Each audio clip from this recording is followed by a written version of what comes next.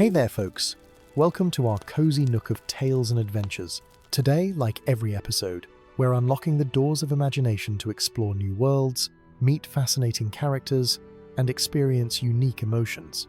I promise to take you on an unforgettable journey through the power of words.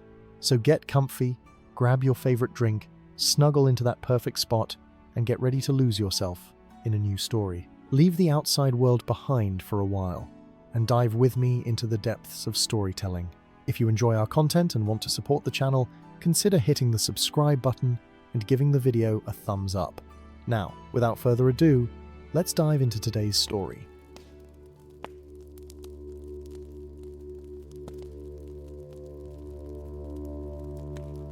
In the quiet corner of the Shire, known as Little Delving, where the hills rolled gentle as sleeping cats and the hedgerows grew thick with honeysuckle and wild rose, there lived a hobbit of peculiar reputation. His name was Tolman Brownlock, though most folk simply called him Old Tolly, and he was known throughout the Four Farthings for two things: his extraordinary collection of teapots and his absolute refusal to share a single cup of tea with anyone who came calling. Now, this might seem a strange thing for a hobbit, for as everyone knows, hobbits are the most hospitable folk in all of Middle-earth. They delight in visitors, take pleasure in setting a fine table, and would sooner give away their second breakfast than turn a guest from their door. But Old Tolly was different. His round green door, painted a cheerful yellow that seemed to mock its purpose, remained firmly shut to all who knocked. Children who came asking for seed cake were sent away. Neighbours who arrived with fresh gossip found themselves talking to painted wood. Even the Thane himself, on his annual rounds through the Shire, had been politely but firmly informed that Old Tolly was not receiving. The truth was that Tolman Brownlock had not always been this way. In his younger days, he had been as merry and welcoming as any hobbit in the Shire. His hobbit hole, with its cheerful yellow door and windows boxes overflowing with geraniums, had been a favourite stopping place for travellers along the East Road. Folk would come from as far as Bree to taste his famous blackberry tarts, and to hear him tell stories of his adventures as a young hobbit when he had once travelled all the way to the Tower Hills and back again, a journey of nearly 40 miles. But that was before the great sorrow had come to his door. That was before the winter when his beloved wife Daisy had taken ill with a fever that even the best herbs from the wood elves could not cure. She had passed quietly one snowy evening, her hand in his, leaving Tolman alone in a hobbit hole that suddenly seemed far too large and far too quiet.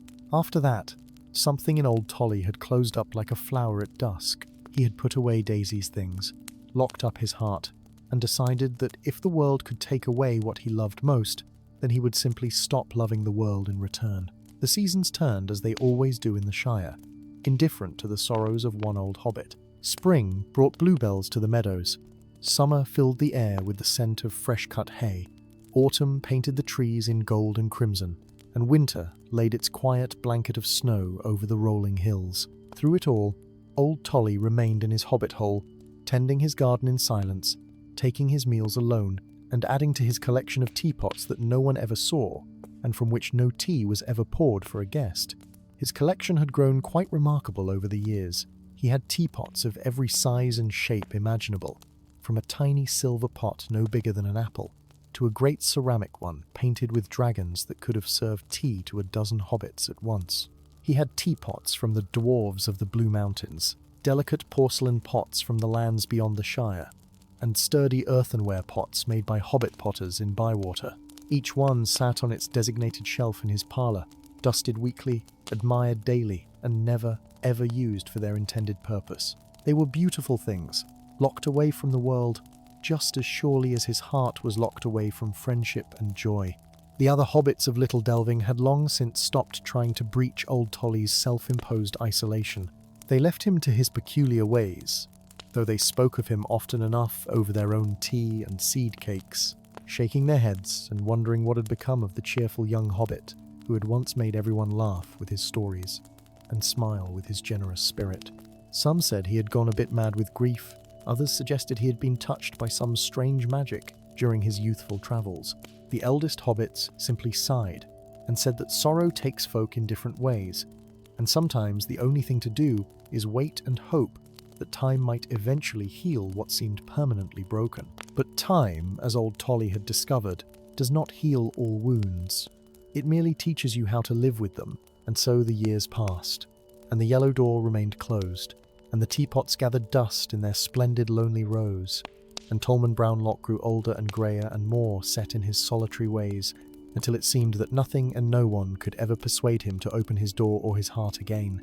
It was on a particularly cold evening in late autumn, when the first frost had touched the Shire, and the stars shone bright and sharp as diamonds in the clear night sky, that everything began to change. Old Tolly sat in his armchair by the fire, smoking his pipe and gazing at his collection of teapots, when he heard something he had not heard in more years than he could count. Someone was knocking at his yellow door. Not the timid tap of a child sent on an errand, nor the bold rap of a neighbour determined to be friendly, but a strange rhythmic knocking that seemed to echo through his hobbit hole like music, patient and persistent, and oddly compelling. Old Tolly remained seated in his armchair, his pipe halfway to his lips, listening to the peculiar knocking that continued at his door. 3 knocks, then a pause. 3 more knocks, then another pause. The pattern repeated itself with such regularity that it almost seemed like a heartbeat, steady and sure and impossible to ignore. For a long moment, he considered simply staying where he was, letting whoever stood outside grow tired, and go away as all the others eventually did. But something about this knocking was different.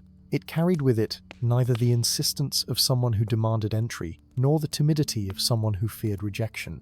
It was simply there, patient as the turning of seasons, waiting without judgment or expectation. At last, with a sigh that seemed to come from the very depth of his being, old Tolly set down his pipe and rose from his chair. His knees protested the movement, creaking like old floorboards, reminding him that he was no longer the spry young hobbit who had once walked to the Tower Hills and back. He shuffled through his hobbit hole, past the parlour with its rows of gleaming teapots, past the kitchen where a single plate and cup sat drying by the sink, and came to stand before the yellow door that had remained closed for so many years. His hand hesitated on the knob, trembling slightly, and for a moment he nearly turned back, but the knocking came again. 3 soft raps that seemed to speak directly to something deep inside him that he thought had died, along with Daisy. He opened the door, and the cold autumn air rushed in, carrying with it the scent of frost and falling leaves. Standing on his doorstep was a figure unlike any he had seen in all his long years in the Shire. It was a child, or at least it appeared to be a child, though something in its ancient eyes suggested it was far older than any hobbit child had a right to be. The little one was wrapped in a cloak of deep green that seemed to shimmer in the starlight, and its feet were bare despite the cold, showing no sign of discomfort from the frost-touched ground. In its small hands, it held a battered tin cup, dented and worn, the kind of thing a traveller might carry on a long and difficult journey. The child looked up at old Tolly with eyes that held the depth of deep wells, and spoke in a voice that was clear as a bell on a winter morning. "Good evening, Master Brownlock. I have walked a very long way, and I am terribly thirsty. Might you spare a cup of tea for a weary traveller?" The words were simple enough, the request ordinary, the kind of thing that any hobbit would grant without a second thought. But old Tolly felt his throat tighten and his hands clench at his sides. He had not shared tea with anyone in more years than he cared to count. His mouth opened, and the refusal was already forming on his lips, the same polite but firm dismissal he had given to countless others. But before he could speak, the child smiled, and it was such a smile as old Tolly had not seen since Daisy had last smiled at him from her sickbed. It held no guile, no expectation, no demand. It was simply a smile that said, "I understand your pain, and I do not judge you for it, and I will wait as long as it takes." Something inside old Tolly cracked, just a little, like ice beginning to thaw at the first touch of spring. He found himself stepping back from the doorway, his hand gesturing inward almost against his will. "Come in then," he heard himself say, his voice rough from disuse. "Come in out of the cold." The child stepped across the threshold, bringing with it a warmth that had nothing to do with fire or blankets. Old Tolly closed the door and stood there for a moment, uncertain what to do next. He had not entertained a guest in so long that he had forgotten the simple rituals of hospitality that once came as naturally to him as breathing. But the child simply stood there, patient and undemanding, holding the battered tin cup and waiting with the same gentle patience that had been in the knocking. At last, old Tolly gestured toward the parlor. "Sit yourself down," he said, "and I will put the kettle on."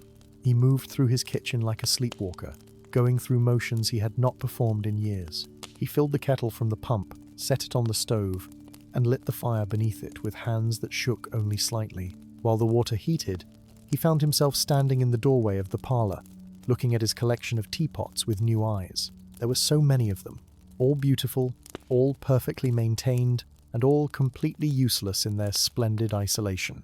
He had spent years polishing them, arranging them, admiring them, but never once had he considered that they might actually serve their intended purpose. They were meant to pour tea, to bring warmth and comfort, to be part of the simple joy of sharing a moment with another soul. Instead, they had become monuments to his grief, beautiful things locked away from life, just as surely as he had locked away his heart. The kettle began to whistle, a cheerful sound that seemed startlingly loud in the quiet hobbit hole. Old Tolly selected a teapot at random, one of the earthenware ones made in Bywater, sturdy and honest and unpretentious. He prepared the tea with more care than he had given to anything in years, warming the pot, measuring the leaves, pouring the water with the practiced ease of one who had once taken pride in such simple domestic arts. He found a proper cup and saucer, not the chipped everyday ones he used for himself, but good china decorated with tiny painted flowers that Daisy had chosen long ago. He arranged everything on a tray, added a plate of seed cakes that were only slightly stale, and carried it all into the parlor. The child sat in the armchair by the fire, looking impossibly small in the large seat that had been old Tolly's favorite for so many years.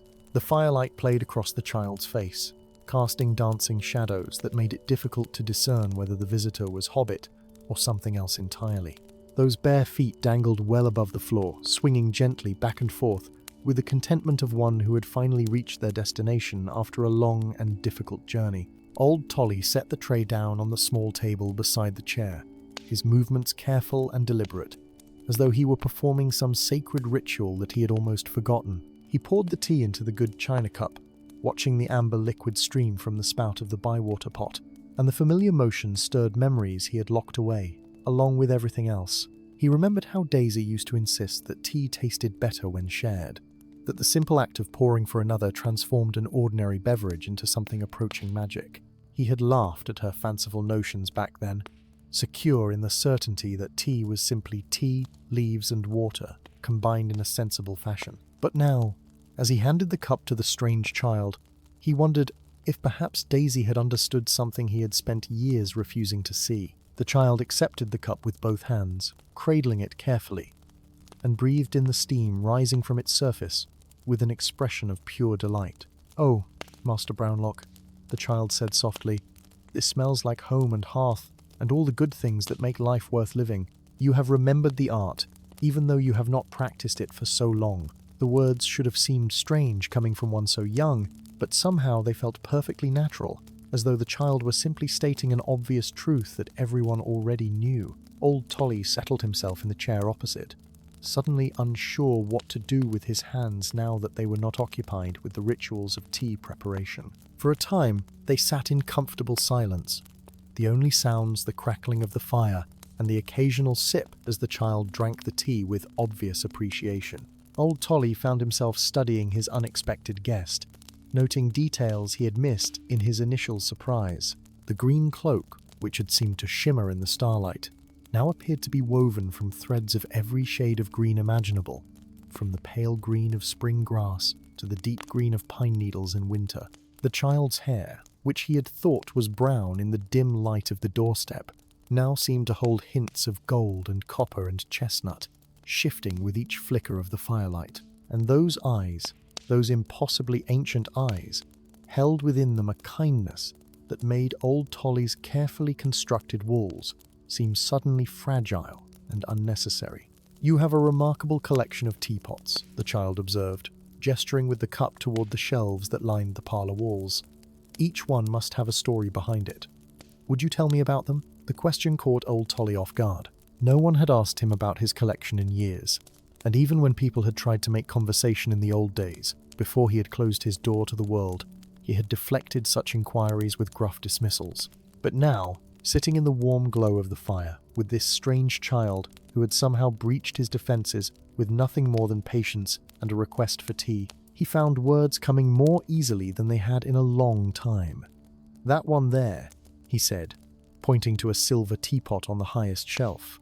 "That came from the Blue Mountains. A dwarf trader brought it through the Shire one summer. Oh, it must be 30 years ago now. My Daisy fell in love with it on sight, said it looked like captured moonlight. We could not really afford such a fine thing, but I worked extra hours in the harvest that year to earn the coin for it." His voice, which had started strong, grew softer as he spoke of Daisy. And for the first time in years, he did not feel the familiar stab of pain that usually accompanied her memory. Instead, there was something gentler, more bittersweet, like the ache of muscles after a long day of good, honest work. The child nodded encouragingly, and old Tolly found himself continuing, pointing out pot after pot and sharing their stories. There was the delicate porcelain one that had belonged to his grandmother, painted with scenes of the Shire in summer. The sturdy brown one that he and Daisy had bought on their wedding day from a potter in Bywater. The whimsical one shaped like a fat hen that always made Daisy laugh. The elegant one with the dragon design that a travelling merchant from distant lands had left in trade for a week's lodging and meals. Each pot held a memory, and as old Tolly spoke of them, the memories emerged not as painful reminders of loss, but as treasured moments that nothing, not even death, could truly take away. The child listened with rapt attention, asking questions that drew out details old Tolly had thought forgotten, nodding with understanding at the happy memories and the sad ones alike. And slowly, almost imperceptibly, something began to shift inside old Tolly's chest, as though a knot that had been pulled tight for years was finally beginning to loosen. He had spent so long protecting himself from the pain of remembering that he had forgotten the joy that memories could bring, the way that sharing stories of loved ones kept them alive in a way that silence never could. The teapots were not monuments to his grief, he realized. They were testament to a life well lived, to love freely given and gratefully received. When at last he had spoken of every pot in his collection, the child carefully set down the empty teacup and smiled that same gentle smile that had first convinced old Tolly to open his door. "Thank you, Master Brownlock," the child said, "for the tea and for the stories. Both were exactly what I needed." Old Tolly felt a curious reluctance as the child rose from the armchair, smoothing down the shimmering green cloak with small hands that seemed both young and impossibly old. The evening had passed more quickly than he would have believed possible, and the hobbit hole that had felt like a tomb for so many years now seemed warm and alive again, filled with the echoes of stories shared and memories honoured. He found himself standing as well, his body moving almost of its own accord, and the words that came from his mouth surprised him as much as they might have surprised anyone who had known him these past long years. "Will you not stay longer?" he asked, and even to his own ears his voice sounded almost plaintive, like a child asking a departing parent not to leave. "There are more seed cakes, and I could brew another pot of tea. The night is cold, and you said you had travelled a long way. Surely you must be tired." The child's smile deepened, and there was something in it that spoke of satisfaction, as though some important test had been passed or some crucial lesson had been learned. Old Tolly felt a flutter of something in his chest that he eventually recognized as hope, a sensation so foreign after all these years that it took him a moment to identify it. "I thank you for the kind offer, Master Brownlock," the child replied, "but my journey is not yet finished. There are others who have closed their doors and their hearts, and they too need reminding that walls built to keep out pain also keep out joy. But I will tell you a secret before I go, if you promise to remember it." Old Tolly nodded, leaning forward slightly, suddenly desperate to hear whatever wisdom this strange visitor might impart. The child's voice, when it spoke again, was soft but clear, and the words seemed to hang in the air like notes of music that lingered long after the song had ended. "Every pot in your collection was made to pour tea, Master Brownlock, but their true purpose was never about the tea itself. They were made to gather people together, to create moments of warmth and connection, to transform an ordinary beverage into an act of love. You have kept them beautiful and preserved them perfectly, but you have denied them their purpose. A thing unused, no matter how well maintained, is only half alive. The same is true of hearts." The child moved toward the door, and old Tolly followed, his mind turning over the words, finding in them a truth that was both painful and liberating. As the child reached for the door handle, old Tolly felt a sudden panic. "Wait," he said, reaching out as though to stop the small figure from leaving. "I do not even know your name. Who are you? Where did you come from?" The child paused, one hand on the yellow door, and looked back with those ancient knowing eyes. "I have many names," the child said gently. "Some call me memory, others call me hope. A few have named me healing. But names matter less than what we do with the moments we are given. You have already begun to remember what you chose to forget, Master Brownlock. That is enough for now." The door opened, and the cold autumn night rushed in once more.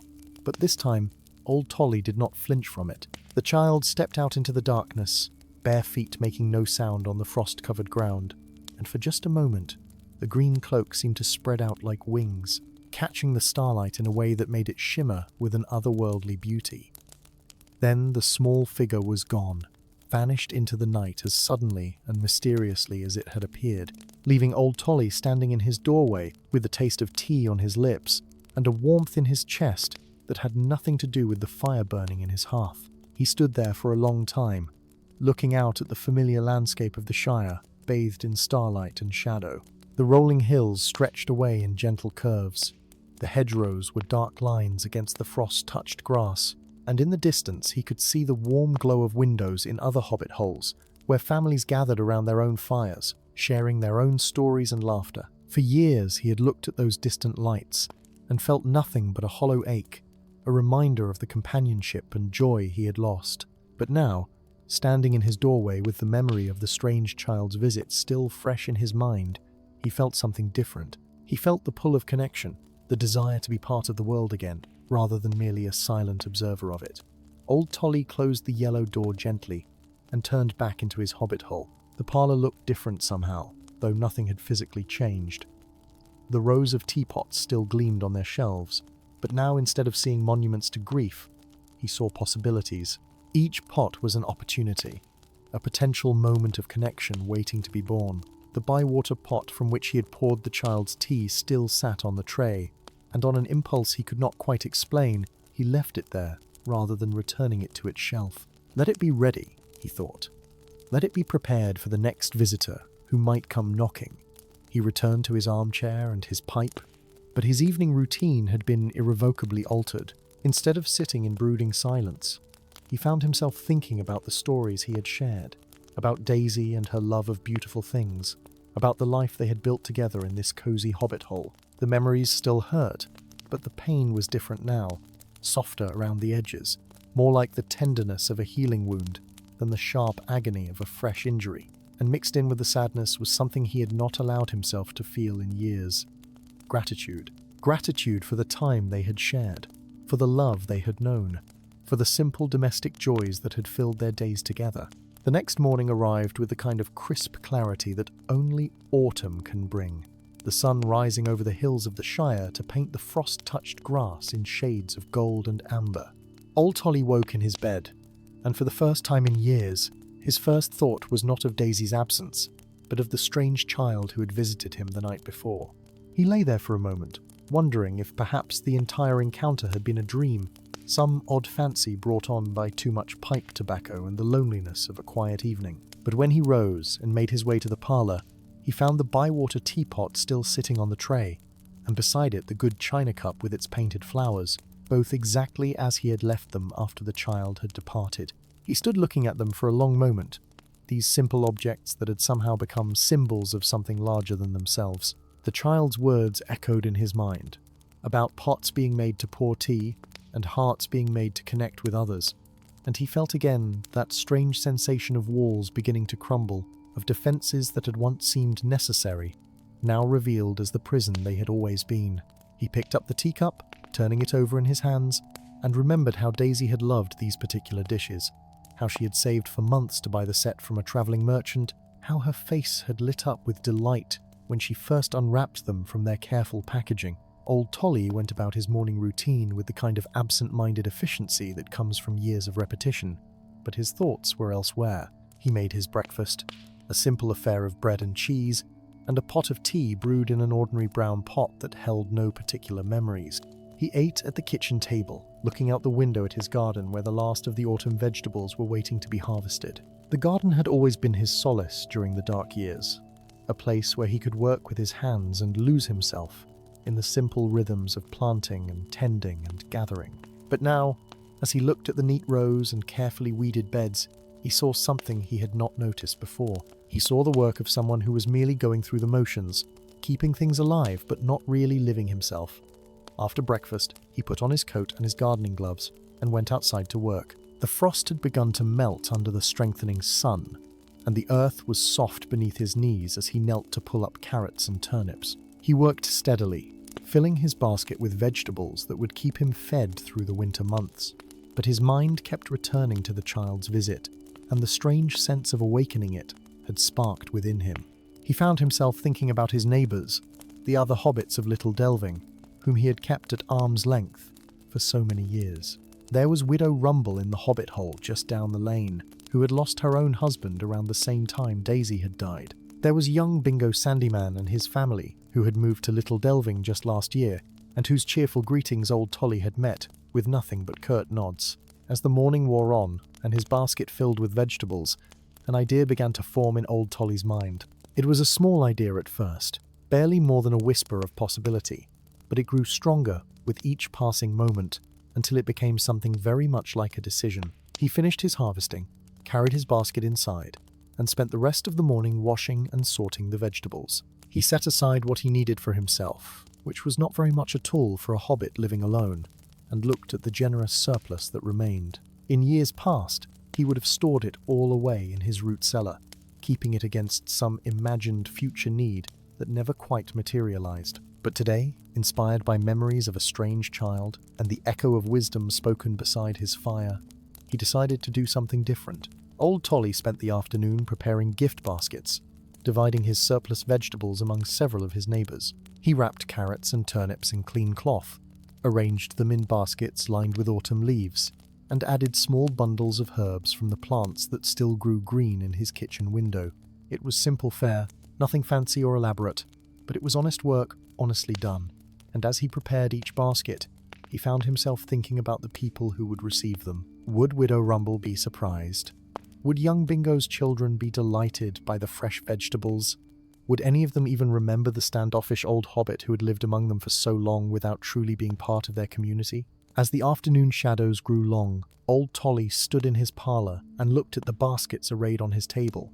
His heart was beating faster than usual, and his palms were sweaty inside his gloves. The thought of actually going to his neighbours' doors, of speaking to other hobbits after so many years of isolation, filled him with a kind of terror that was both absurd and very real. It would be so easy to simply leave the baskets on doorsteps and hurry away before anyone could see him. It would be even easier to put the whole foolish idea aside and return the vegetables to his root cellar where they belonged.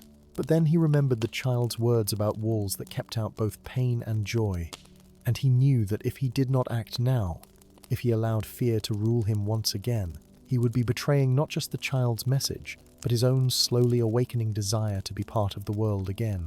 Old Tolly picked up the first basket, the one he had prepared for Widow Rumble, and before he could talk himself out of it, he walked to his yellow door and opened it wide. The late afternoon sun was warm on his face, despite the autumn chill, and he could hear the distant sounds of the Shire going about its business. Children laughing somewhere down the lane, the rhythmic thunk of an axe splitting wood, a dog barking with the simple joy that only dogs seem to possess. These were sounds he had heard every day for years, but he had heard them as a distant observer, someone looking at life through a window rather than participating in it. Now, stepping out into the world with his basket of vegetables and his newly tentative hope, he heard them differently, as invitations to rejoin the community he had abandoned. Widow Rumble's hobbit hole was only a short walk down the lane. Its round green door painted a cheerful red that Daisy had always admired. Old Tolly remembered how the two women used to visit back and forth in the old days, sharing tea and gossip, and the comfortable companionship of those who understood each other's joys and sorrows. After Daisy had died, Widow Rumble had tried to maintain the friendship, coming by with meals and kind words and the simple offer of company. But old Tolly had turned her away time and again, until eventually she had stopped coming, respecting his clear desire to be left alone. Now, standing before her red door with his basket of vegetables and his heart hammering in his chest, he wondered if he had waited too long, if the bridge he had burned could ever be rebuilt. He knocked 3 times, the same patient rhythm the child had used the night before, and waited. From inside, he heard the sound of footsteps approaching, and then the door swung open to reveal Widow Rumble herself. She was smaller than he remembered, her hair more grey, but her eyes were still bright and kind, despite the surprise that widened them when she saw who stood on her doorstep. For a long moment, neither of them spoke, and old Tolly felt his courage faltering, his carefully prepared words scattering like leaves in a strong wind. But then he remembered the child's ancient eyes and gentle smile, and he forced himself to speak. "I have brought you some vegetables from my garden," he said, holding out the basket with hands that shook only slightly. "I thought you might have use for them as winter approaches." His voice sounded strange to his own ears, rusty from disuse and thick with emotions he could not quite name. Widow Rumble's eyes moved from his face to the basket and back again, and he saw in her expression a complex mixture of surprise and wariness, and something that might have been hope. She reached out slowly and took the basket, her fingers brushing his for just a moment, and that brief contact sent a shock through him that was both painful and oddly comforting. "Tolman Brownlock," she said softly, and there was wonder in her voice. "I never thought to see you at my door again. These are lovely vegetables, truly they are. Thank you." She paused, clearly uncertain what to say next, and in her hesitation, old Tolly saw a reflection of his own awkwardness, the difficulty of rebuilding connections that had been severed for so long. He opened his mouth to make his excuses and leave, to retreat back to the safety of his solitude before the vulnerability of the moment became too much to bear. But Widow Rumble spoke again before he could flee, her voice gentle but determined. "Would you like to come in for a cup of tea?" she asked. "I have just baked some apple tarts, and it would be nice to have someone to share them with." The invitation hung in the air between them, simple and sincere, and terrifying in its implications. Coming into someone's home, accepting their hospitality, opening himself to conversation and connection, these were the very things old Tolly had been avoiding for years.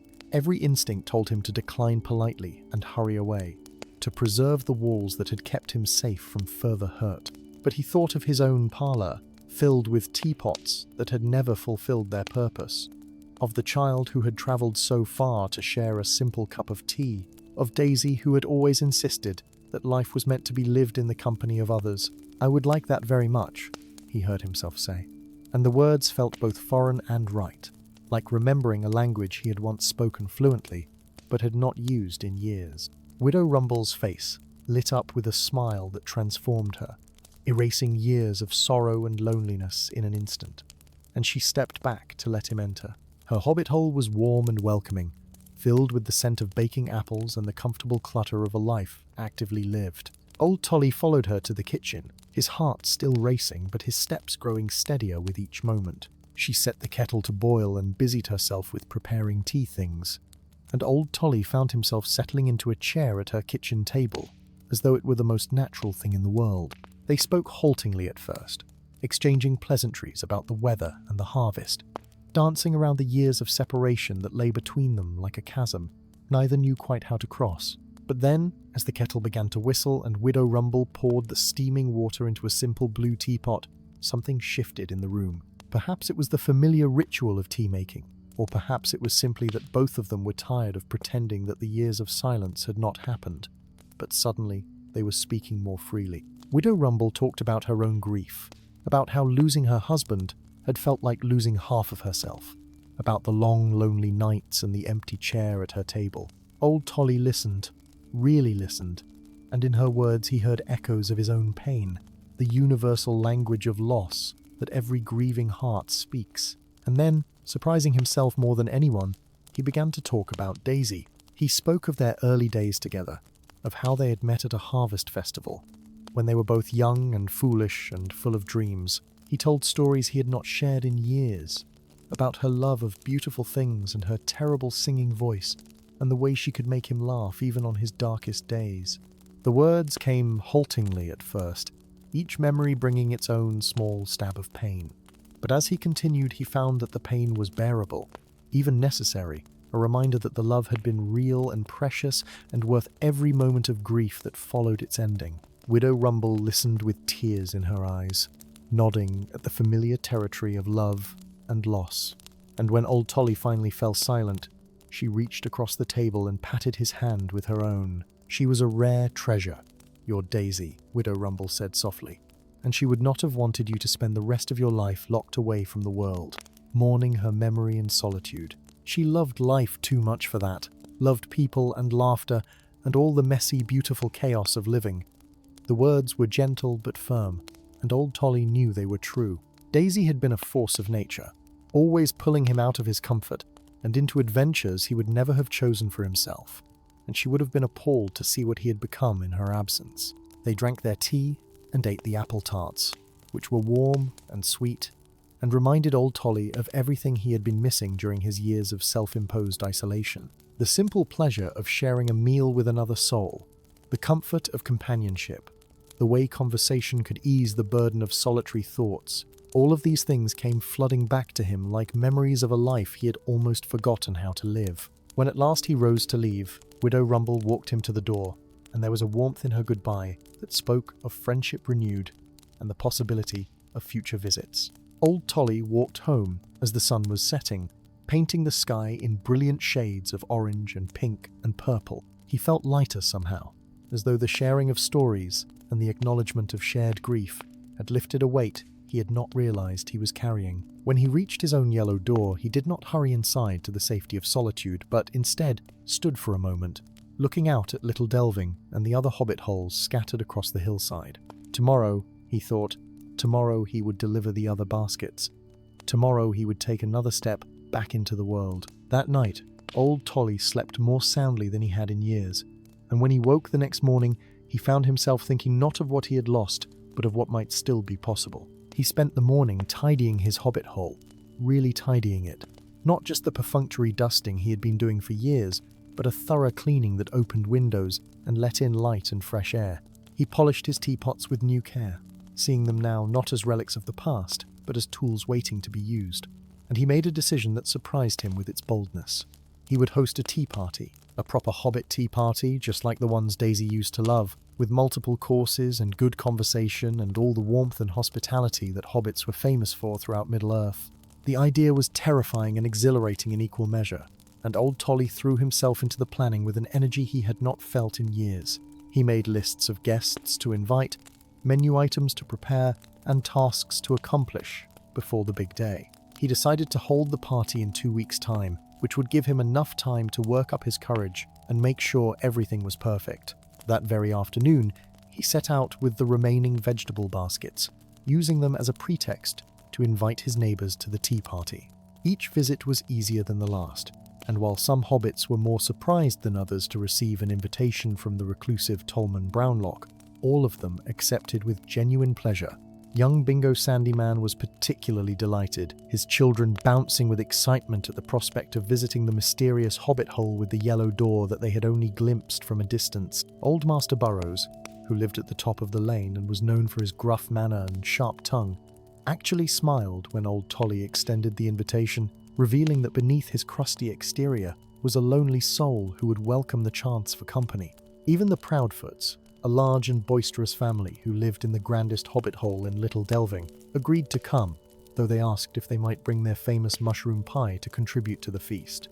The 2 weeks before the tea party passed, in a flurry of activity that left old Tolly both exhausted and more alive than he had felt in years. He cleaned every corner of his hobbit hole until it gleamed, aired out rooms that had been closed for too long, and polished furniture that had gathered dust in his years of solitude.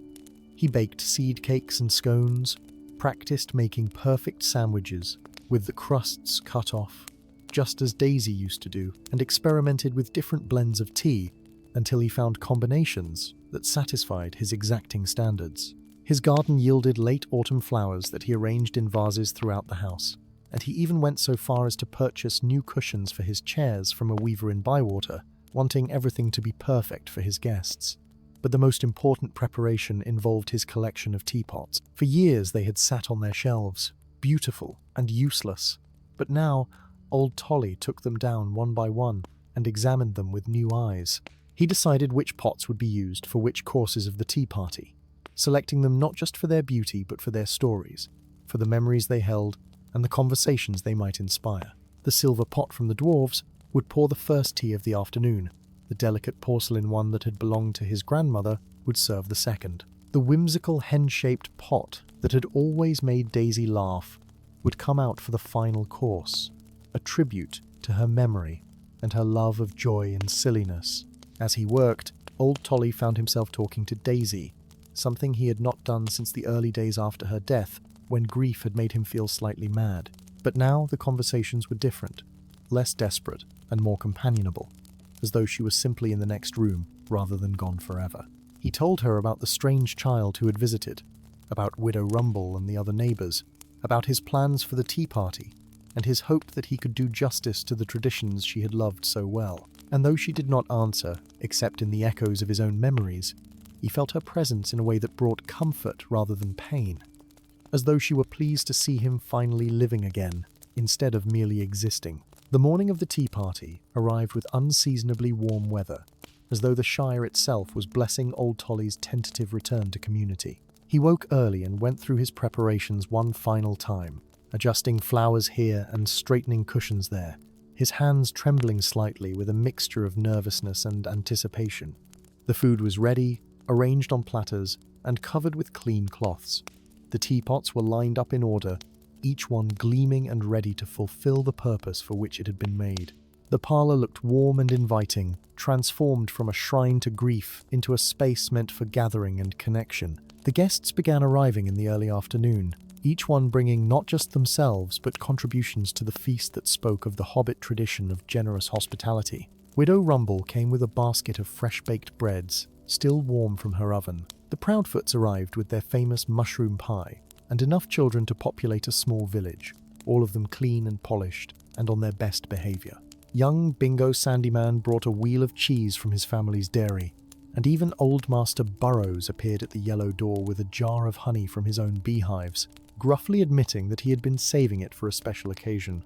As old Tolly welcomed each guest into his home, he felt something break loose inside his chest, some final fragment of the wall he had built around his heart.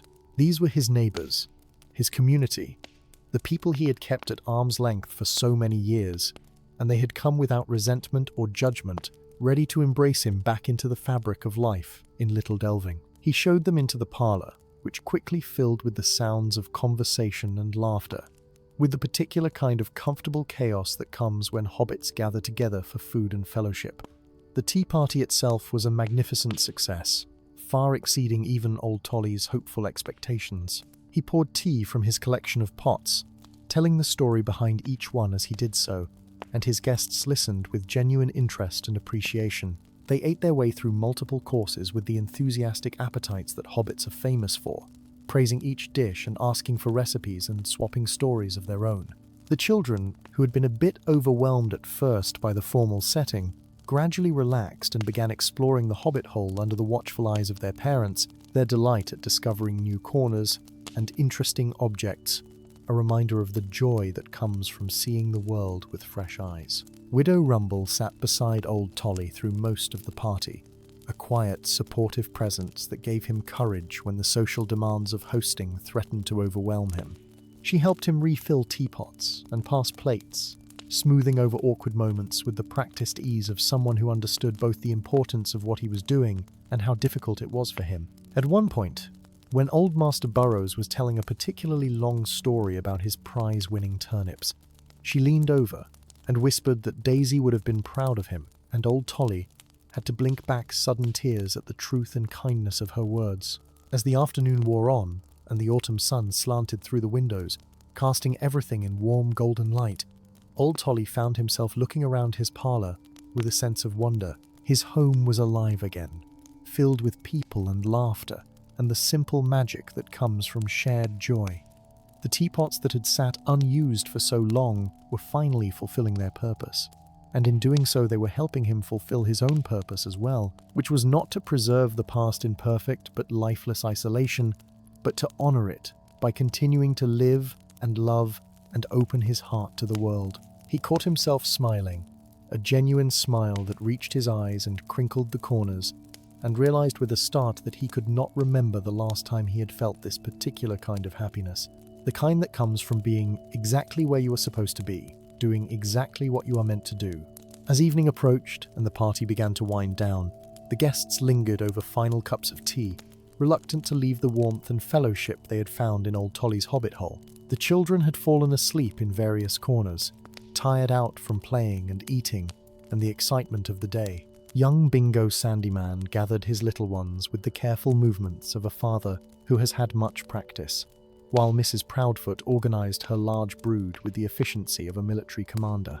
One by one, the guests made their farewells, thanking old Tolly for his hospitality and making him promise that this would not be his last tea party, that he would open his yellow door more often and let them return the favor of his friendship. Old Master Burrows was the last to leave, standing at the door with his hat in his hands and an expression on his gruff face that might have been fondness. "You did well today, Brownlock," he said simply. "Your Daisy would have approved." And with that understated compliment, which meant more coming from the taciturn old hobbit than any amount of flowery praise might have, he stumped off into the gathering dusk, leaving old Tolly alone with Widow Rumble, who had stayed behind to help with the cleaning up. They worked together in comfortable silence, washing dishes and putting away food and restoring order to the joyful chaos that the party had created. As they worked, Widow Rumble spoke quietly of her own journey through grief, of how she had learned that honoring the dead did not mean stopping living, but rather finding ways to carry their memory forward into new experiences and relationships. She told old Tolly that she had almost given up on him, had thought that he was too far gone into his sorrow to ever find his way back, and her joy at his transformation was evident in every word. When the last dish was dried and put away, she turned to him with a serious expression and asked the question that had been hovering between them all day. "What changed, Tolman? What finally convinced you to open your door and your heart again?" Old Tolly thought about the mysterious child with the ancient eyes and the battered tin cup, about the patient knocking and the request for tea, about the wisdom shared beside his fire. He thought about how to explain something that he did not fully understand himself, how a single evening with a strange visitor had somehow given him permission to begin living again. In the end, he simply told Widow Rumble the truth as he knew it, describing the child's visit and the stories he had shared about his teapots and the gentle challenge to let his heart fulfill its purpose, just as his pots were meant to pour tea. Widow Rumble listened intently, her expression thoughtful, and when he finished, she was quiet for a long moment. "I think you were visited by something very special," she said at last. "Some might call it magic, others might say it was simply the right words at the right time. But whatever it was, it gave you what you needed to find your way back to yourself. The Shire is full of mysteries. Tolman, old magic and new. And sometimes when we need it most, something reaches out to help us. Be grateful for the gift you were given, and honor it by continuing to live as you have begun to live today." Her words resonated with something deep inside old Tolly, and he nodded slowly, understanding that whether the child had been a magical being or simply a wise traveler, the message remained the same. Life was meant to be lived in connection with others, and grief, no matter how profound, could not be allowed to wall off the heart forever.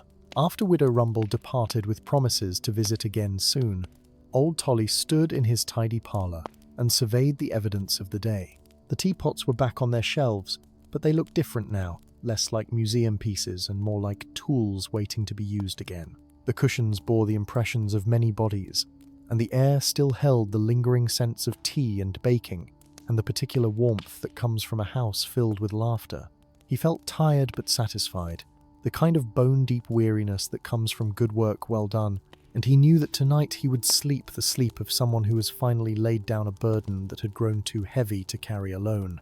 As he prepared for bed, going through the familiar rituals of banking the fire and closing the curtains and changing into his nightshirt, old Tolly found himself thinking about tomorrow and the day after that and all the days that would follow. He had taken the first difficult steps back into community, but he knew that the journey was far from over. There would be difficult days ahead, moments when grief would threaten to overwhelm him again, times when the walls would try to rebuild themselves around his heart. But he also knew that he was no longer alone in his struggle, that he had neighbors and friends who would help him continue moving forward, and that Daisy's memory could be honored not through isolation but through living the kind of full, generous life she had always exemplified. The weeks that followed the tea party brought changes to Little Delving that rippled outward like circles on a pond after a stone has been dropped into its still waters. Old Tolly's yellow door, which had remained closed for so many years, now opened regularly to visitors and friends. Widow Rumble came by most afternoons for tea and conversation, and their friendship deepened into something that brought comfort and companionship to both of their lives. Young Bingo's children would stop by on their way home from their lessons, knowing that old Tolly usually had seed cakes in his pantry, and stories about the old days when he had travelled as far as the Tower Hills. Even old Master Burrows became a regular visitor, his gruff exterior gradually softening to reveal a kind heart that had been lonely for far too long. Old Tolly found himself drawn back into the rhythms of community life in ways both small and significant. He attended the Harvest Festival for the first time in years, contributing a dozen pies made from apples he had picked himself. He joined the other hobbits for the monthly gathering at the Green Dragon, where news was shared and songs were sung, and the simple pleasure of fellowship was celebrated with good ale and better company. He even volunteered to help with the winter preparations, working alongside his neighbours to ensure that everyone in Little Delving would have enough food and firewood to see them through the cold months ahead. Each interaction, each moment of connection, helped to heal the wounds that years of isolation had inflicted on his spirit. But through it all, old Tolly never forgot the mysterious child who had knocked at his door on that cold autumn evening and asked for a cup of tea. He watched for the small figure in the green cloak, hoping for another visit, wanting to express his gratitude for the gift of wisdom that had changed his life so profoundly. He asked other hobbits if they had seen a child matching the description, travelling alone with bare feet and ancient eyes, but no one had encountered such a being. Some suggested it had been an elf child, though elves rarely ventured so deep into the Shire these days. Others wondered if it might have been one of the river folk from the Brandywine, who were known for their mysterious ways. A few even whispered that it might have been something older and stranger still, a spirit of the land itself come to deliver a message to one who needed to hear it. As winter settled over the Shire, bringing with it the long dark evenings and the cosy warmth of fires burning bright in every hobbit hole, old Tolly found himself thinking often about the child's words. Every pot in your collection was made to pour tea, but their true purpose was never about the tea itself. He had come to understand the deeper meaning behind those words, the way they applied not just to teapots but to everything in life. Hearts were meant to love, doors were meant to open, hands were meant to reach out to others.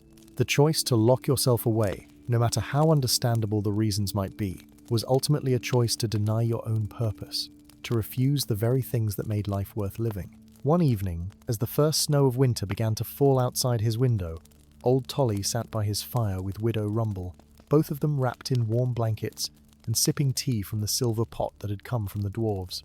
They had been talking about plans for a community gathering to celebrate the winter solstice, a tradition that had fallen by the wayside in recent years but which they hoped to revive. As their conversation wound down into comfortable silence, Widow Rumble asked him if he ever regretted the years he had spent in isolation, if he wished he could take back the time that had been lost to grief and fear. Old Tolly considered the question carefully, watching the firelight dance across the rows of teapots on their shelves. "No," he said at last. "I do not regret those years, painful as they were, because they were necessary for me.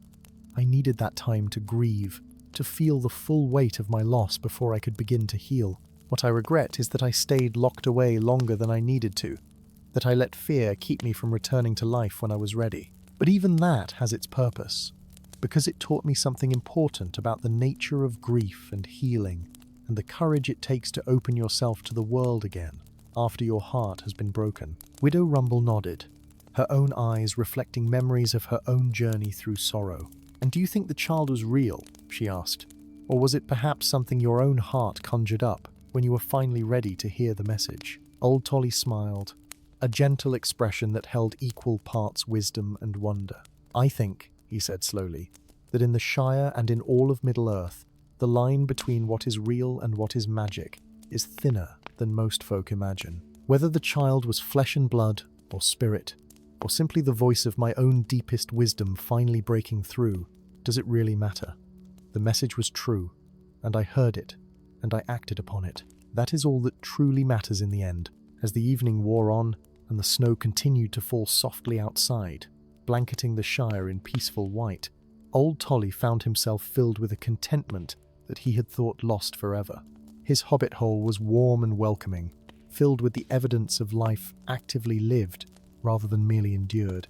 His heart, which had been closed for so long, was open once more to friendship and joy and all the messy, beautiful complications that came with caring about others. And his collection of teapots, those beautiful vessels that had languished unused for so many years, now fulfilled their true purpose regularly, pouring tea for friends and neighbours and anyone who knocked at his yellow door seeking warmth and welcome. And so, old Tolly lived out his remaining years in Little Delving, a beloved member of the community, known for his generous spirit and his famous tea parties, and the way he always had time to listen to anyone who needed a sympathetic ear.